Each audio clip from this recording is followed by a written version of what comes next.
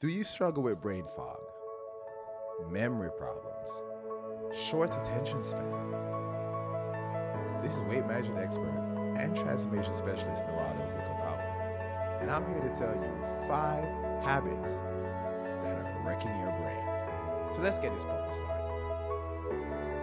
First one is near and dear to my heart: sleep. And when I say sleep, I'm not talking about quantity, because that's a small part of it. I'm talking about quality sleep. See, when I was growing up, I should say, scientists used to argue about should we get 6 hours of sleep, 7 hours of sleep, 8 hours of sleep. But I'm sure you've had moments where you get 6 hours of sleep and you feel great. And some days you get 6 hours of sleep and you feel bad. Some days you get 8 hours of sleep and you feel great. Some days you get 8 hours of sleep and you feel bad.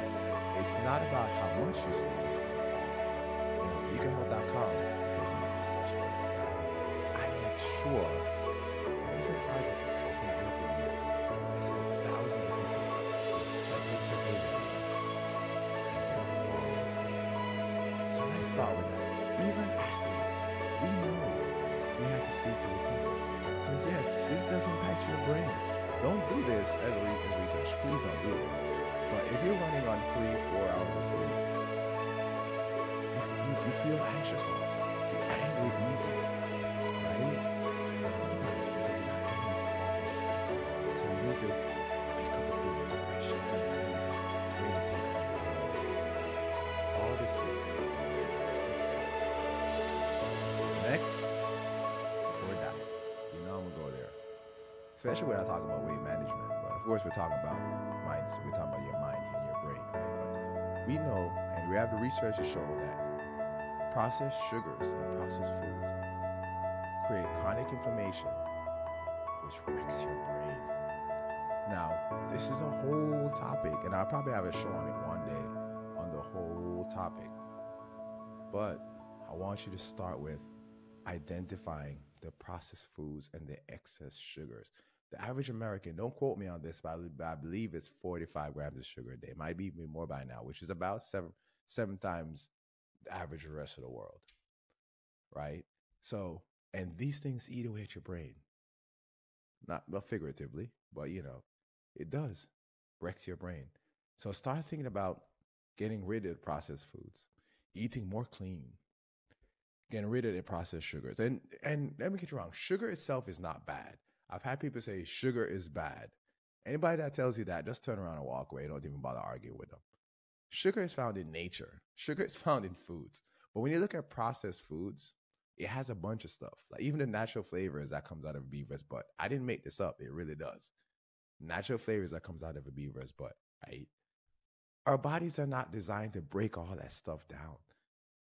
They say, the itis, they say you eat, you get, brain fog. And like Thanksgiving, you eat, you get tired and you don't want to move. Think about it. Poor diet, overeating, gluttony, like those things are really impact our minds, impacts our brain, impacts our overall health, really.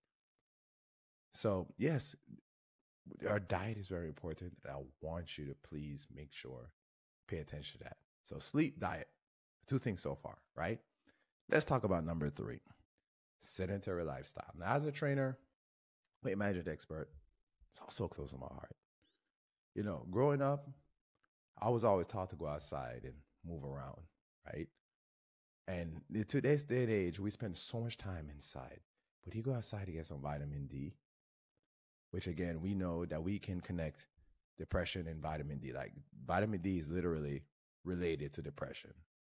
One doctor told me that depression is a result of vitamin D deficiency. I don't know how much of that I believe 100%, but it is connected. So movement is important. Creating blood flow. When I wake up in the mornings, the first thing I do is I do a little movement, a little bit of stretching, get myself going every morning. And even throughout the day, every 45 minutes I get up. Sometimes I turn on some salsa and I start dancing and start moving, and there's an automatic smile on my face, right? Sedentary lifestyle. You don't have to go to the gym to be active.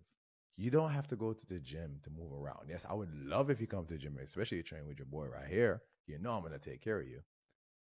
But a sedentary lifestyle, movement is important. The best exercise you can do is whatever exercise you can do. You know what? Better yet, go riding. If you have kids, go riding with your kids. It's almost summertime, right? Go outside, go riding, do something fun, go play, go run around. Because you're getting that human connection too. And you're feeding your brain. You're doing things that are good for you. Get outside and move. If it's cold outside, fine. Move inside. Walk around the house. Do whatever you have to do. But you don't create blood flow by sitting around watching Netflix. Hey, don't shoot the messenger. That's what your boy's saying. Chronic stress. Well, that's a tough one. Isn't that a tough one? Chronic stress. Because you can't avoid stress. But chronic stress is different. And chronic stress is not just external, it's also internal because we also have oxidative stress, which is all basically when you're stressed, no matter how you look at it, it's connected to inflammation. Now, there's research that show that the average American is exposed to about 5 to 7 stressors within the first couple of hours, right? Like you wake up, the alarm goes off. Anybody that's been around me knows my alarm is soft, nature sounds. If that doesn't wake you up, then you need to work on your sleep hygiene. So go to zecohealth.com and read my article and it's a free article and improve your sleep hygiene. But you wake up, you should feel good in the morning. You wake up to a soft, nice, relaxing tone. But at first, stressor, sorry. When you wake up in my house, it's like you're waking up to heaven. You wake up to a nice, soft tone. Feel amazing. But then the next thing, because then you get up. What time is it? Let me check my phone. Let me see who texts me, who I need to talk to. Don't get on your phone first. Wake up properly. Sometimes if you have an extra 10 minutes, or make it a habit. That's what I do. Do some meditation, just slow breathing, get yourself to a nice start. Don't just rush in the shower. Got to get ready. Got to go to work. What time is it? Got to get the kids ready. My husband, I got to go deal with him or deal with my wife, whatever. You get if you live in Orlando, everybody drives like 5 miles down the street. So you're yelling at traffic. Then you get to work. You got to clock in. You got to start working. Like you may have a stressful job. Like so much that you deal with in just a short period of time. You're setting yourself for failure for the rest of the day.